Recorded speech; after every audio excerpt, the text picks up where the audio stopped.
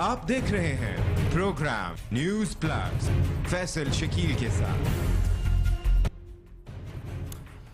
नाज़रीन, प्रोग्राम के हवाले से थोड़ी सी वजाहत कर दें। 7 बजे पहले प्रोग्राम नशर होता था, 10 बजे प्रोग्राम अब नशर हुआ करेगा मंडे टू थर्सडे, यानी कि पीर और जुमेरात को आप न्यूज़ प्लस देख सकेंगे। पहले कराची की सूरत हाल की तरफ रुख करते हैं। कराची में आज बड़ी डेवलपमेंट्स हैं। सबसे पहले आपको बता दें कि कराची में बाबर चोगताई साहब जो कि बिजनेसमैन हैं उनको गिरफ्तार कर लिया गया। MQM की राब्ता कमेटी ने इस पर रद्द अमल भी दिया। अहम तरीन जो अरेस्ट आज हुई जिसका चौधरी निसार साहब ने जिक्र किया वो मुअज्जम अली की है, जो इमरान फारूक कत्ल केस के हवाले से है, उस पर भी बात करेंगे। साथ ही साथ कराची में फैक्ट्री को आग लगाने वाले मुल्जिमान वो भी गिरफ्तार हुए हैं। लेकिन सबसे पहले जो चौधरी निसार साहब ने आज गुफ्तगू की उस हवाले से आपको अपडेट कर दें। चौधरी निसार अली खान साहब का कहना था कि इमरान फारूक कत्ल केस का मरकजी किरदार पकड़ा गया है। जो इंटेलिजेंस एजेंसियों और वफाकी वजीर दाखिला ने यह भी कहा कि ये तमाम इमरान फारूक साहब के कत्ल केस के हवाले से मरकजी किरदार है। ये जो इंटेलिजेंस एजेंसियों और साथ साथ दूसरे इदारे हैं उन्होंने इनको गिरफ्तार किया है। इनका नाम इमरान फारूक कत्ल केस के हवाले से आते ही चौधरी निसार साहब का यह भी कहना है कि जो इंटरनेशनली है वो मामलात, इसकी इम्प्लीकेशंस और रिपरकशंस जो हैं वो बहुत ज़्यादा होंगी। साथ ही उनका कहना है कि जो इमरान फारूक कत्ल केस है उसमें भी बहुत तेज़ी नज़र आएगी।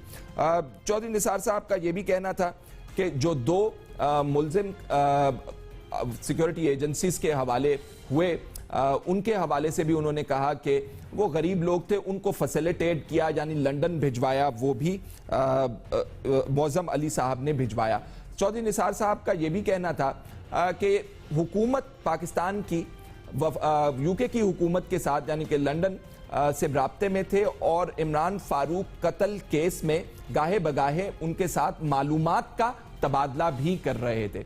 कराची के हवाले से ही बात कर रहे हैं तो आपको बता दें इलेक्शन कमीशन ऑफ पाकिस्तान ने दरख्वास्त की थी कि रेंजर्स की सिक्योरिटी फराहम की जाए, वो भी फराहम कर दी गई है और साथ साथ रिटर्निंग अफसरान को जुडिशल मैजिस्ट्रेट के इख्तियारात भी दे दिए गए हैं ताकि धांधली का जो अंसर है इलेक्शंस में वो कम हो और वो ना हो और मौके पर सजा दे दी जाए। NA 246 के हवाले से बात कर रहे हैं। वसीम अख्तर साहब जो कि MQM के रहनुमा हैं इस वक्त हमारे साथ मौजूद हैं, इनसे इन तमाम पर बात करेंगे। वसीम अख्तर साहब बहुत बहुत शुक्रिया हमें ज्वाइन करने का। सबसे पहले आज मुअज्जम अली साहब के हवाले से इमरान फारूक कत्ल केस के हवाले से उनकी गिरफ्तारी अमल में आई। वजीर दाखिला साहब कहते हैं कि हम UK की हुकूमत को, इंग्लैंड की हुकूमत को इंफॉर्मेशन देते रहे हैं और अब इमरान फारूक कत्ल केस में बड़ी तेजी आएगी तो हमारी हुकूमत भी इस केस का हिस्सा बनी हुई है। क्या कहते हैं आप? देखिए, डे 1 से MQM के बयान रिकॉर्ड पे हैं। हम खुद परेशान हैं, हम खुद चाहते हैं, हमारी ख्वाहिश है और हम इस सिलसिले में स्कॉटलैंड यार्ड से कोऑपरेट भी कर रहे हैं, हमारा लंदन ऑफिस जो है, कि इमरान फारूक के कत्ल का जो मुल्जिम है, जिसने ये हरकत की है, वो जल्द से जल्द गिरफ्तार हो और कानून के कटहरे में आए। इस सिलसिले में हमारे मतलब आपने देखे होंगे स्टेटमेंट्स कि हम खुद कोऑपरेट कर रहे हैं। MQM एक जमहूरियत पसंद जमात है और MQM एक सिंध की दूसरी बड़ी जमात है, पाकिस्तान की तीसरी बड़ी जमात है। हमारे MNAs, MPAs और सेनेटर्स मौजूद हैं। अगर ये इल्ज़ाम हम पे आया है तो बिल्कुल स्कॉटलैंड यार्ड इस पे तफ्तीश कर रही है और हम उनसे कोऑपरेट कर रहे हैं। जहाँ तक आपने हवाला दिया इंटीरियर मिनिस्टर साहब का, तो मैं लीगल एक्सपर्ट तो नहीं हूँ मगर मुझे अफसोस होता है उनकी इस पेशरफ्त से। बिल्कुल, चाहे इमरान फारूक के कातिल की कड़ियाँ पाकिस्तान से मिलती हों या बरतानिया से, उसको गिरफ्तार होना चाहिए और जल्द से जल्द तहकीकात हम चाहते हैं मुकम्मल हो। मगर अफसोस ये है कि कराची में इस टारगेट एक्शन के बाद 200 MQM के लड़के भी शहीद हो चुके हैं और सबसे बड़ी शहादत मेरी नज़र में इस वक्त जो रेड हुआ था MQM के हेड ऑफिस पे, उसमें वकास की है, जिसमें सारे रेंजर्स के एहलकार खड़े थे और लोग खड़े हुए थे सब। उसको 5 फीट के फासले पे रेंजर्स के एहलकार थे, वहां उसके सर पे गोली मार दी गई, मगर अफसोस कि उसका कातिल नहीं पकड़ा गया। मैं चाहूंगा कि चौधरी निसार साहब उतना ही इंटरेस्ट वकास के कत्ल पे और जो हमारे 200 दूसरे टारगेट एक्शन हुए हैं, हमारे जो लोग पार्टी के शहीद हुए हैं, उन पे भी तवज्जो दें। उनका जो महकमा है, इदारा है, उसकी जिम्मेदारी पूरे पाकिस्तान की है। तो किसी एमक्यूएम के वर्कर के कत्ल की जीआईटी आज तक चौधरी निसार साहब ने सामने लेके आने की कोशिश नहीं की। वकास के कातिल के पकड़ने के लिए कोई जीआईटी फॉर्म नहीं की। अब मज़ाइका खेज बात यह है, हम चाहते हैं कि जल्द से जल्द ये मसला हल हो। लंदन का वाला केस चल रहा है इंग्लैंड में, लंदन में इन्वेस्टिगेशन कर रहा है स्कॉटलैंड यार्ड। पाकिस्तान में एफआईआर भी नहीं कटी है, मगर चौधरी साहब जो हैं वो जीआईटी उन्होंने तरतीब दे दी और उस पर जीआईटी हो रही है। ये जो लड़का एक नाम बताया आपने, मौज़म अली, पकड़ा गया है। अभी मुल्जिम है ये, मगर लगता ऐसा है कि हुकूमत, चौधरी निसार साहब या कुछ एंकर्स मीडिया के भी, और मीडिया के जो चैनल्स हैं कुछ, उनकी भी ख्वाहिश ये है कि जो भी एमक्यूएम के हवाले से गिरफ्तार हो, फौरन मीडिया में बैठे ही चैनल में उसको सजा सुना देनी चाहिए और एंकर के थ्रू सुनाई जाए तो ज्यादा उनको मजा आएगा, ऐसा लगता है। देखें, हम कोर्ट फेस कर रहे हैं, हम जमहूरियत पसंद जमात हैं, चाहे इंग्लैंड का कोर्ट हो चाहे पाकिस्तान का। एक जब आदमी कोई गिरफ्तार होता है तो वो मुल्जिम होता है, उस पर तहकीकात होती हैं, उसके बाद रिपोर्ट्स कोर्ट्स में जाती हैं। मगर अफसोस कि यहाँ जितने भी तहकीकाती इदारे हैं या मीडिया हाउसेस हैं, वो सारी रिपोर्ट्स जो हैं वो चैनल के थ्रू पब्लिक करना चाहती हैं। कोर्ट के लिए किसी ने कुछ नहीं छोड़ा। असल में रिपोर्ट्स कोर्ट में पेश होती हैं ताकि सही इन्वेस्टिगेशन हो और जिसने जुर्म किया उसको कैफरे किरदार तक पहुंचाया जाए। मगर अफसोस के अदालतों के लिए जो मुहैया करना चाहिए आपको कागजी कार्रवाई या रिपोर्ट्स, वहां काम नहीं हो रहा। सिर्फ मीडिया ट्रायल के हवाले से हर आदमी आगे से आगे है कि जो पकड़ा भी जा रहा है शक की बुनियादों पे, उस पे भी लाद दो कि नहीं एमक्यूएम का ही कातिल है ये कोई। अच्छा वसीम साहब, एक तो ये मीडिया ट्रायल के हवाले से आप बात करते हैं, एक तरफ आंसर शामिल होगा, हम नहीं कहते हैं नहीं है कि मीडिया ट्रायल हो रहा है, दूसरी तरफ आपको मीडिया में स्पेस भी मिलता है। आप आते हैं, आप अपनी बात करते हैं, लोगों तक अपनी बात पहुंचाते हैं, आप कहते हैं आप सियासी पार्टी हैं। तो जहां तक मीडिया ट्रायल का आंसर है तो उसमें दो चीजें जरूर शामिल होंगी। दूसरी बात जो मैं करना चाहता हूं, मौज़म अली साहब के हवाले से उनको अदालत के सामने पेश किया जा रहा है और चौधरी निसार साहब कह रहे हैं कि इसके बड़े गहरे असरात पड़ेंगे इमरान फारूक कत्ल केस में, और अल्ताफ हुसैन साहब को भी इन्वेस्टिगेट किया गया इसमें, जो कि एक मनी लॉन्ड्रिंग केस के सबब बना। क्या कहते हैं आप इस हवाले से? देखें, दो मुख्तलिफ केसेस हैं, एक मनी लॉन्ड्रिंग का है, एक इमरान फारूक मर्डर केस है। दोनों की इन्वेस्टिगेशन हो रही है, दोनों के लिए पार्टी जो है वो कोऑपरेट कर रही है। जाहिर है हम खुद चाहते हैं कि मसले हल हों, तो इसमें कोई दो राय नहीं हो सकती, इसमें कोई हमें परेशानी नहीं है। हम कोर्ट के सामने हैं, कोर्ट इन्वेस्टिगेशन कर रही है, पुलिस वाले इन्वेस्टिगेशन कर रहे हैं, स्कॉटलैंड यार्ड के जो पुलिस का इदारा है वो कर रहा है investigation.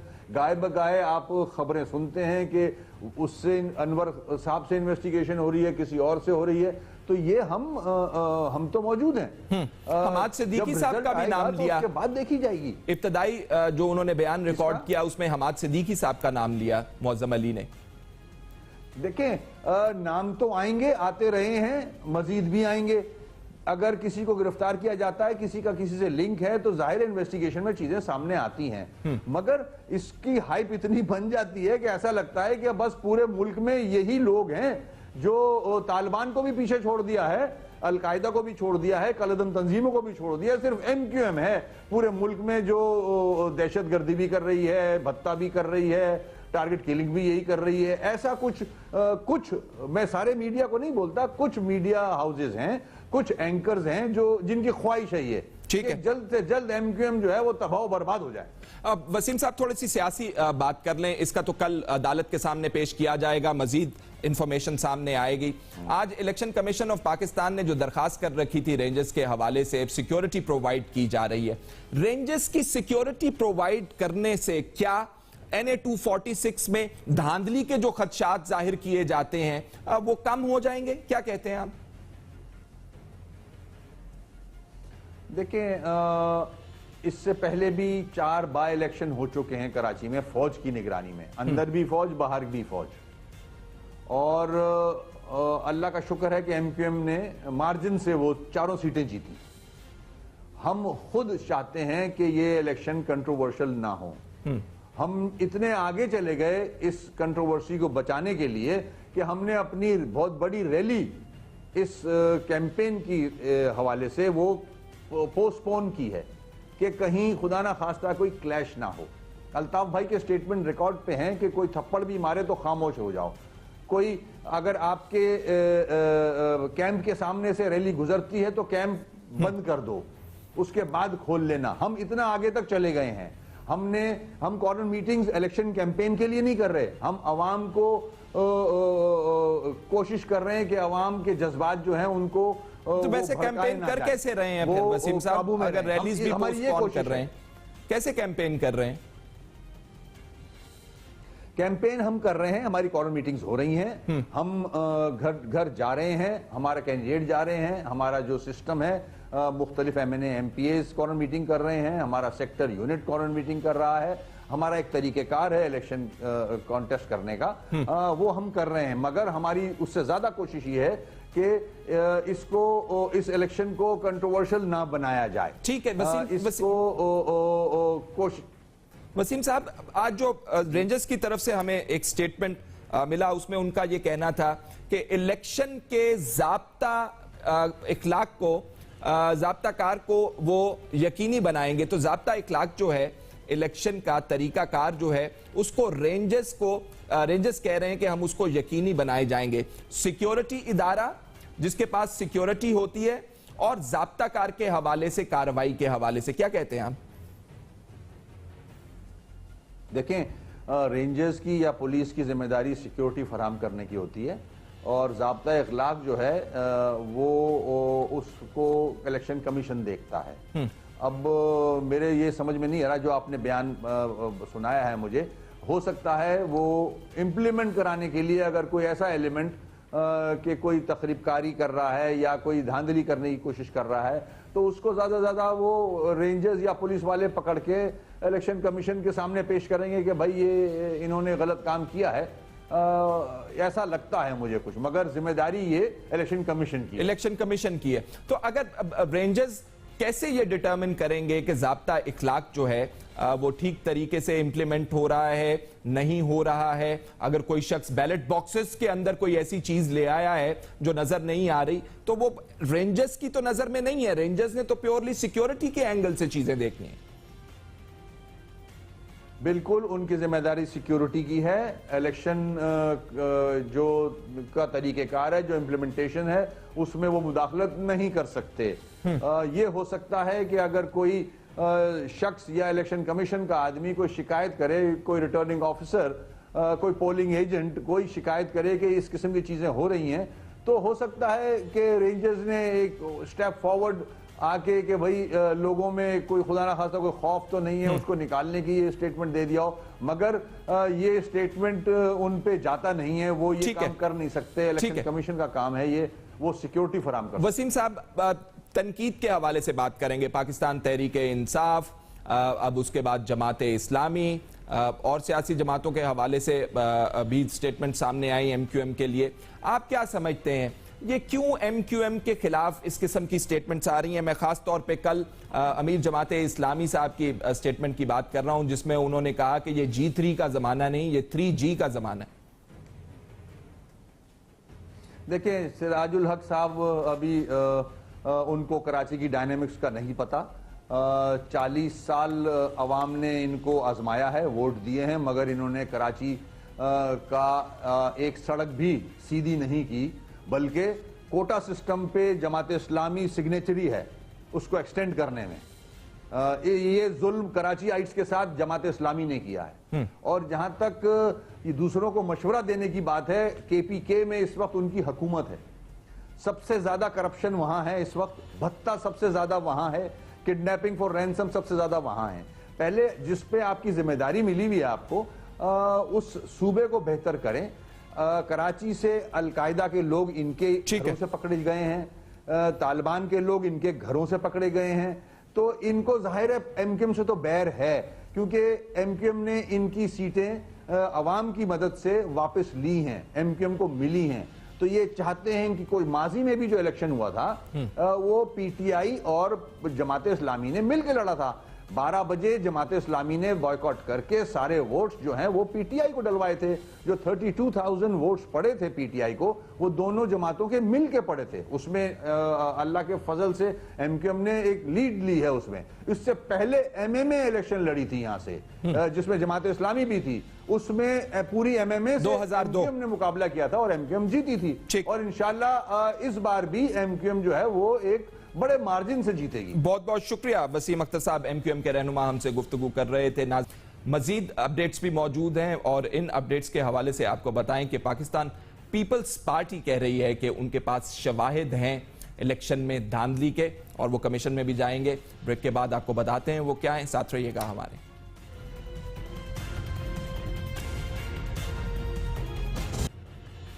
Welcome back after the break.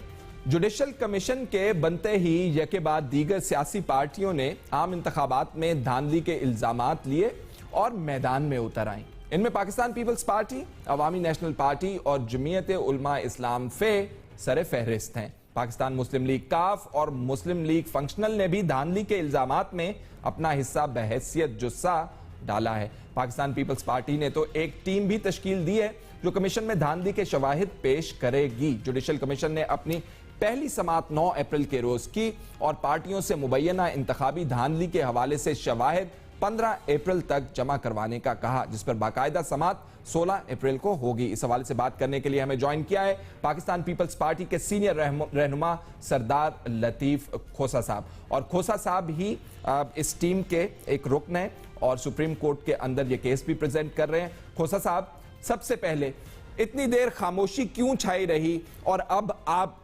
धांधली के शवाहिद लेकर कमीशन जाना चाहते हैं?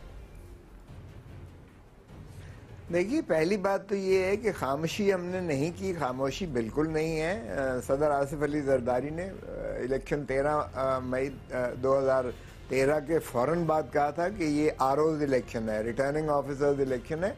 पहली बात उन्होंने ही ये की थी रिटर्निंग ऑफिसर्स की, जिसका मतलब जाहिर है कि जिस अंदाज से मैनिपुलेट किया गया है, रिजल्ट को ओवरटर्न किया गया है, मैंडेट चुराया गया है, वो पाकिस्तान पीपल्स पार्टी ने सबसे पहले कहा था। हाँ, ये और बात है कि हम इसके बावजूद, इन तहफ़्फ़ुज़ात के बावजूद हम गवर्नमेंट को स्पेस भी देना चाहते थे, और हम जमहूरियत जो बेनज़ीर भुट्टो के खून से सींची हुई है उसको हम ज़ायल नहीं होने देना चाहते थे। क्योंकि अगर हम भी इसको जो है इतनी बड़ी पार्टी होने के नाते से अगर हम भी बाहर आ जाते तो फिर मेरे प्यारे हम वतनों अस्सलाम वालेकुम को कोई नहीं रोक सकता था, और फिर बराह रास्त आइन को जो है फिर दरखुरे इतना रख कर और फिर अवाम गुलामी की दलदल में धकेली चली जाती। हम इसलिए ये नहीं चाहते थे। हम आज भी चाहते हैं कि आइन और कानून के दायरे में रहते हुए इन मामलात का जो है बहुत एक अमीक तरीके से इसका छानबीन होनी चाहिए, और न सिर्फ ये कि आइंदा के लिए इसका तदारक होना चाहिए, बल्कि ऐसी जुडिशल कमीशन जो है वो अपनी सिफारिशात दे जिससे शफाफियत इलेक्शंस की जो है वो यकीनी बनाई जाए, क्योंकि जमहूरियत की रूह ही शफाफ आइन पर लेकिन जो है ये टर्म्स ऑफ रेफरेंस जो हैं कमीशन के, सिफारिशात जो आप मुरत्तब करने की बात कर रहे हैं, ये तो मुनज़्ज़म धांधली के ऊपर टर्म्स ऑफ रेफरेंस हैं। देखिए, दो चीज़ें हैं। पहली जो अगर देखें, इसी पर तो सारा ये जो है तात्तुल का शिकार रहा पाकिस्तान मुस्लिम लीग नवाज और पीटीआई के दरमियान, क्योंकि वो चाहते थे कि जो कंटेनर पर इमरान खान साहब बात कर रहे हैं और जो हमने भी बात की कि ये इफ्तिखार मोहम्मद चौधरी, जस्टिस खलील रमदे, जस्टिस क़ाज़ी शरीफ और आरोज यानी जो जुडिशरी से मुताल्लिक हैं, इन्होंने मुनज़्ज़म तरीके से एक मैनिपुलेट किया रिजल्ट को। ये आपने पीपल्स पार्टी में बात की? जी, पीपल्स पार्टी जब आरओ का इलेक्शन कहती है तो हमने जेर लब यही कहा था, और मैं तो अपना बतौर सेक्रेटरी जनरल पाकिस्तान पीपल्स पार्टी के मैंने ये बबांग दोहल कहा है मैंने, और हमारे बाकी पार्टी के लोगों ने भी कहा है। जरदारी साहब ने यकीनन एक वो रियासती सरबराह जो साबका रहे हैं, उन्होंने बहुत मोहतात अंदाज से कहा कि आरओज इलेक्शन है। आरओज इलेक्शन जाहिर है रिटर्निंग ऑफिसर्स कौन थे? जुडिशरी थी। अब जुडिशरी कौन मैनेज करता है, कौन सुपरवाइज करता है? उस वक्त बादशाह सलामत कौन थे? आप भी जानते हैं, मैं भी जानता हूं, लेकिन वो तो इलेक्शन कमीशन ऑफ पाकिस्तान के अंडर काम कर रहे थे ना उस वक्त। खोसा साहब, रिटर्निंग अफसरान जो हैं ईसीपी का हिस्सा बने हुए थे ना। अरे बाबा, खुदा का खौफ करें। आपको शायद थोड़ा सा मैं पीछे लेके जाऊं, जब chief election commissioner Fakhruddin ji Ibrahim साहब बैरून मुल्क गए तो जो एक्टिंग चीफ इलेक्शन कमिश्नर थे उनको खुद उस वक्त के चीफ जस्टिस इफ्तिखार मोहम्मद चौधरी साहब ने कहा कि आप मुझसे रिटर्निंग ऑफिसर्स मांगें जुडिशरी के। हालांकि जुडिशल जो पॉलिसी थी उसमें ये कदगन लगाई गई थी कि कोई हमारा जुडिशल ऑफिसर किसी एग्जीक्यूटिव फंक्शंस में हिस्सा नहीं लेगा। खोसा साहब, और देखें थोड़ा सा ये फैक्चुअली मुझे करेक्ट कर दीजिए if I am wrong. Fakhruddin ji Ibrahim sahab खुद चलकर चीफ जस्टिस ऑफ पाकिस्तान के पास गए सुप्रीम कोर्ट में, और उस वक्त के चीफ जस्टिस इफ्तिखार मोहम्मद चौधरी के पास, और दरखास्त की कि हमें अमला दे दीजिए, हमने साफ और शफाफ इलेक्शन करवाना है, हमें यह मामला पता है और हम विटनेस भी हैं उस मीटिंग के। अच्छा, मैं एक बात बताऊं, लेकिन ये गए या ना गए उसको छोड़ दें, मगर जो रिटर्निंग ऑफिसर्स का तकाजा किया गया ये उनकी एब्सेंस में, उनकी गैर हाजिरी में, बैरून मुल्क दौरे में, अगरचे वो लैंड किए थे, ये खत लिखा गया एक्टिंग चीफ इलेक्शन कमिश्नर की तरफ से। उस वक्त जो है जस्टिस तसद्दुक जिलानी साहब एक्टिंग चीफ इलेक्शन कमिश्नर थे, उन्होंने खत लिखा और इफ्तिखार मोहम्मद चौधरी साहब ने रेडिली उसको अलाउ कर दिया, जबकि नहीं कर सकते थे इसलिए कि ये जुडिशल कमीशन जो है उसकी मुतफिका, यानी सारे जजेस और चीफ जस्टिस की मुतफिका ये पॉलिसी थी कि हम कोई जुडिशल ऑफिसर एग्जीक्यूटिव फंक्शंस के लिए नहीं वो करेंगे, नहीं देंगे। और मुझे याद है कि मैं अटॉर्नी जनरल था, मेरे पास जो रजिस्ट्रार था वो सेशन जज था और उसको रिकॉल कर लिया गया। बाद में मैंने फिर फेडरल गवर्नमेंट को कह के एक रिटायर्ड सेशन जज को मैंने रजिस्ट्रार मुतय्यन करवाया था और वो उन्होंने वापस ले लिया। और इसी तरह जो उन्होंने न सिर्फ अटॉर्नी जनरल के ऑफिस से बल्कि लॉ मिनिस्ट्री से और जहां जहां ये सेशन जजेस या एडिशनल सेशन जजेस एग्जीक्यूटिव काम कर रहे थे उन सारों को रिकॉल कर लिया गया था। ठीक है, तो ये जुडिशियल पॉलिसी जो थी, ठीक है जी, उसकी वायलेशन में ये किया गया।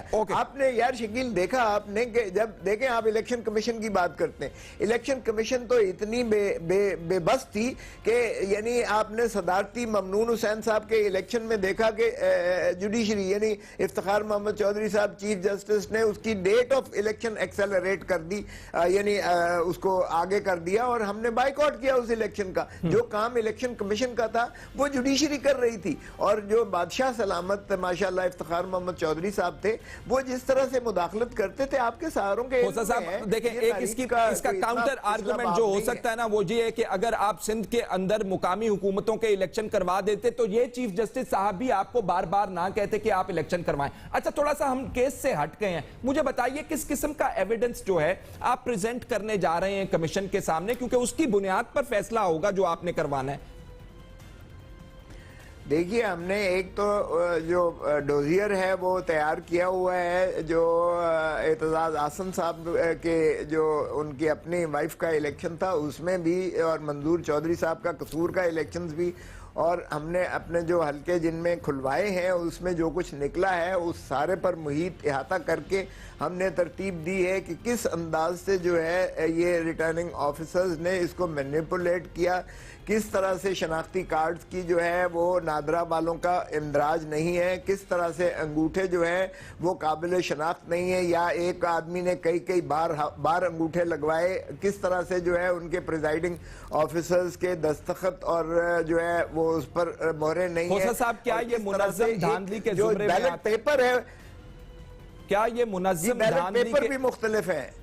मुनज़्ज़म धांधली, which means each constituency you have to show the Supreme Court कि each constituency के अंदर बहुत एक overwhelming majority of constituencies के अंदर मैस लेवल के ऊपर रिगिंग की गई। एविडेंस खोसा साहब, मेरा ख्याल है अगर आप मुनज़्ज़म धांधली की तरफ जाएंगे तो ये इर्रेगुलरिटीज को आपको चैफ करना पड़ेगा, अलहदा करना पड़ेगा फ्रॉम मुनज़्ज़म धांधली। खोसा साहब देखें, दो चीजें हैं। एक चीज, अगर फर्स्ट टर्म ऑफ रेफरेंस देखें उसमें धांधली की बात है, फिर मुनज़्ज़म सेकंड टर्म ऑफ रेफरेंस है जिसमें ये कहा गया है कि क्या ये मुनज़्ज़म है और किस किस ने की है और किसके फेवर में की है और किसके कलूजन के साथ की है, ये दूसरी है। मैं नहीं समझता कि दूसरा जो है कोई भी साबित कर सकता है, इसलिए कि जब आप एक मुनज़्ज़म धांधली करते हो तो आप किसी को बिठाकर उनके सामने ये साजिश नहीं करेंगे।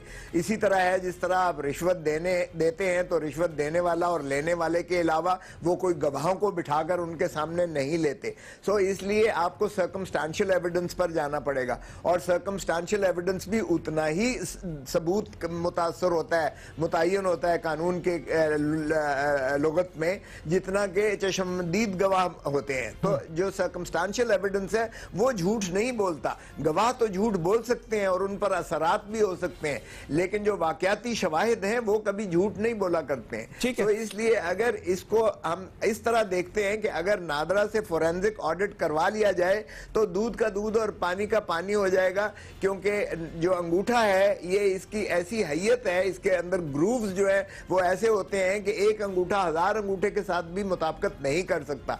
सो इसलिए जब अंगूठे लाएंगे खोसा साहब, काउंटर फॉइल है, कमीशन को मनाने के लिए कितने अंगूठे लाएंगे आप कमीशन को मनाने के लिए कि आप नादरा वालों से कहें वेरिफिकेशन करवा दें? It's a tedious lengthy process that you are talking about. Constituency, जब मैं मुनज़्ज़म धांधली के हवाले से, कॉन्स्टिट्यूएंसी के हवाले से बात कर रहा था, एतजाज साहब की तो खोसा साहब एक अपनी स्ट्रगल रही, उनकी बीवी ने इलेक्शन लड़ा और वो उसके पीछे चलते रहे, लेकिन पीपल्स पार्टी कहां कहां गई ट्रिब्यूनल्स में, ये तो बता दीजिए।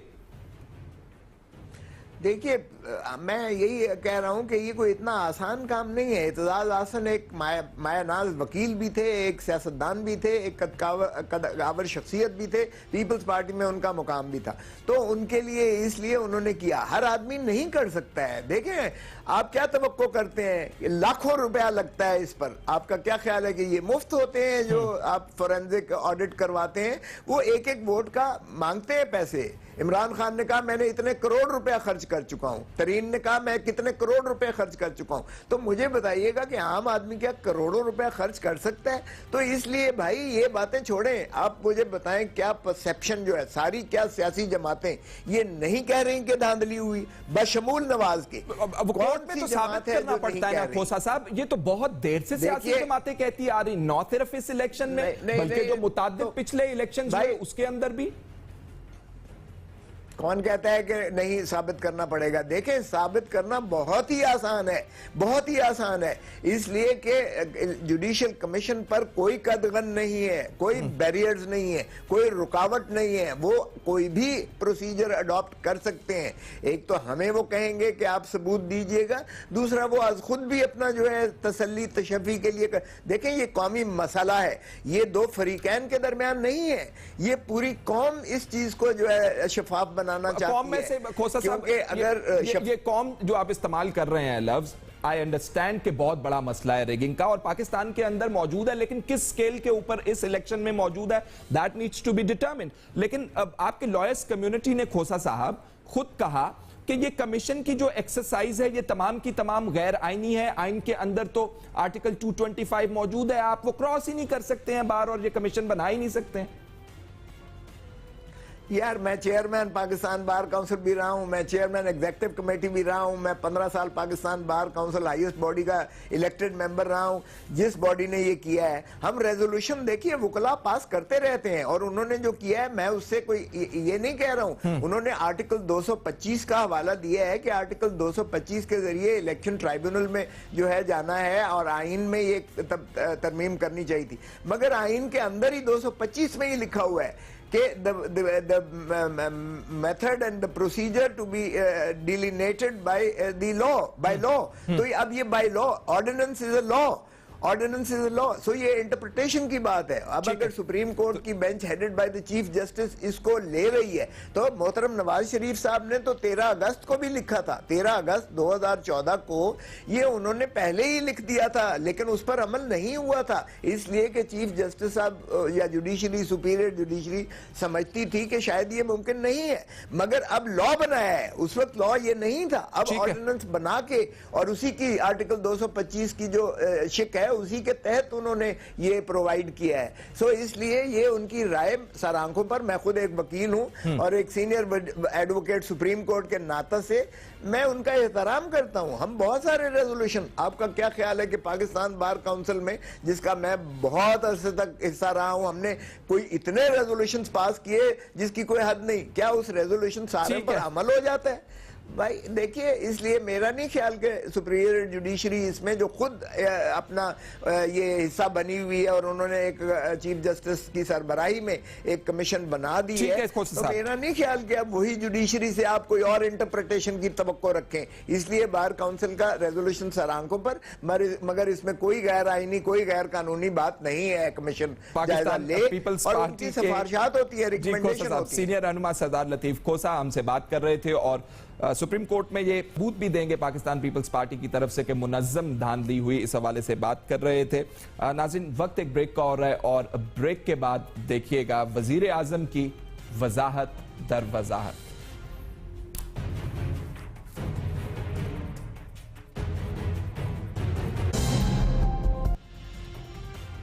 ब्रेक के बाद खुशामदीद।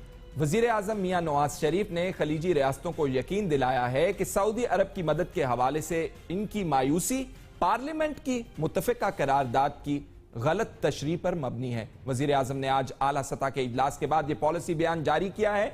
इजलास में वजीर दिफा ख्वाजा आसिफ, मुशीर खारजा सरताज अजीज, वजीर आजम के मावन खुसूसी तारिक फातमी, सेक्रेटरी खारजा एजाज चौधरी और आर्मी चीफ जनरल रहील शरीफ शरीक हुए। इजलास में 1 घंटे से ज्यादा वक्त तक जारी रहा, जिसके बाद वजीर आजम मियां नवाज शरीफ ने पॉलिसी बयान पढ़कर सुनाया। कुछ पॉलिसी बयान की वजाहत वजीर आजम साहब ने जो की एक पार्लियामान के अंदर की, और आज दोबारा उन्हें जरूरत महसूस हुई।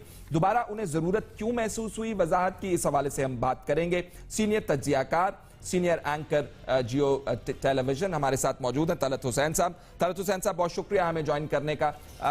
वजीर आजम साहब को दोबारा जो जरूरत महसूस हुई वजाहत की, इंटरनेशनल प्रेशर है, डोमेस्टिकली हमारी जो रेजोल्यूशन है वो क्लियर नहीं है, क्या मामला क्या है तलत साहब? शुक्रिया फैसल। मेरे ख्याल में दोनों मामलात हैं, उसके साथ तीसरा मामला भी जुड़ा हुआ है। यकीनन जो पार्लियामान के अंदर करारदाद पेश हुई थी वो पार्लियामान का जो सेंस है वो कन्वे करती है, और पार्लियामान के अंदर ज़ाहिर अपोजिशन की जमातें भी मौजूद हैं। तो हुकूमत का जो अपना ड्राफ्ट था, जो जिन लोगों ने अपोजिशन की तरफ से उसकी ड्राफ्टिंग के अंदर हिस्सा डाला है, वो हमें बताते हैं कि हुकूमत का अपना ड्राफ्ट जो है बहुत हद तक उसको मध्यम कर दिया गया था, उसको डाइल्यूट कर दिया गया था। उसमें बहुत सारी चीजें ऐसी निकाल दी गई थी जो हुकूमत उसके अंदर डालना चाहती थी। तो जो पार्लियामान के अंदर से रेजोल्यूशन आई वो हुकूमत के नुक्ता नजर से काफी वाटर्ड डाउन रेजोल्यूशन थी, और उसमें बहुत सारी ऐसी वजाहतें जो हुकूमत करना चाहती थी, बहुत सारे कलीदी नुकात जो हुकूमत उठाना चाहती थी वो नहीं आ पाए। एक तो ये, तो उसका एक प्रेशर जनरेट हुआ। दूसरा फिर प्रेशर जनरेट हुआ कि जब वो जो पार्लियामान का जो सेंस है जब वो कन्वे हुआ और खलीजी ममालिक के अंदर उसके ऊपर बहस शुरू हुई, तो फिर एक रद्द-ए-अमल सामने आया, क्योंकि हुकूमत की पॉलिसी की गाइडलाइन मुतसव्वर हो रही थी वो जो करारदाद थी। तो वज़ीर आज़म साहब ने उसको भी आज क्लैरिफाई किया। तीसरा, मेरे ख्याल में बहुत हद तक कोई सोल सर्चिंग भी हुई है।